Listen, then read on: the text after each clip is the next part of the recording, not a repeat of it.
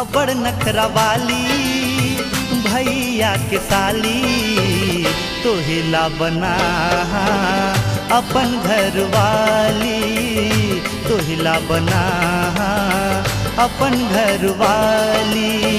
सुन दीदी के देवर अबड़ पढ़ी गाली बिहा के न बात कर उतर जाहि लाली बिहा के न बात कर उतर जाहि लाली।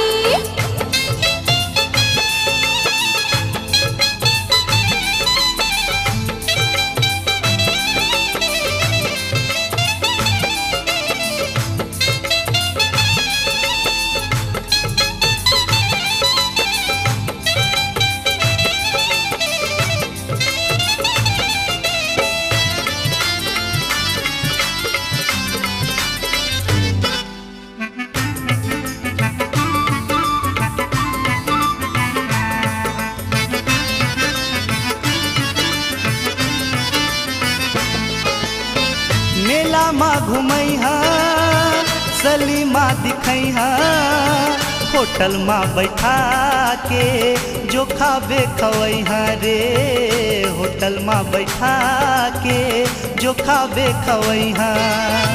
मेला में न जावा होटल में न खावा तोर मीठा बात माँ मैं हाँ नहीं ठगावा रे तोर मीठा बात माँ मैं हाँ नहीं ठगावा। चेहरा दिखत है अबड़ भोली भाली भौजी के बहनी भैया के साली भौजी के बहनी भैया के साली। सुन दीदी के देवर अबड़ पढ़ी गाली बिहा के न बात कर उतर जाहि लाली बिहा के न बात कर उतर जाहि लाली।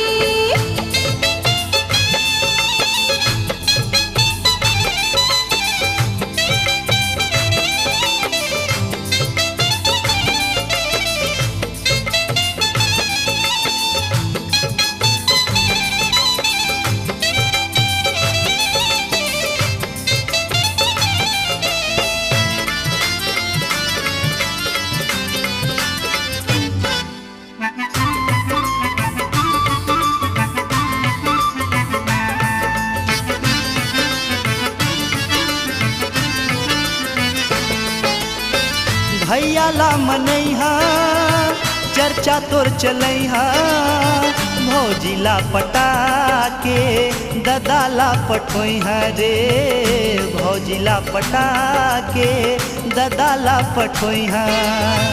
दादा तोर आही घर ले भाग जइहा जहर लखा के मैं हाँ मर जइहा रे जहर लखा के मैं हाँ मर जइहा। तहर ऐसने बात करके मोर दिल ला बड़ दुखा दे हो मैं नहीं जानत रहे तय मुरले अतकी ता नफरत करत।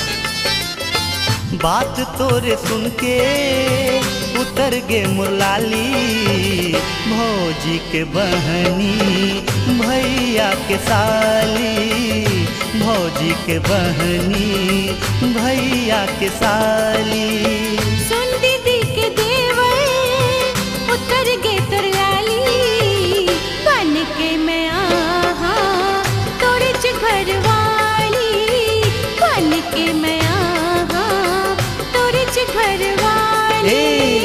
अबड़ नखरा वाली भैया के साली तोहिला बना अपन घर वाली बन के मैं आहा तोरे च घर वाली तोहिला बना अपन घर वाली बन के मैं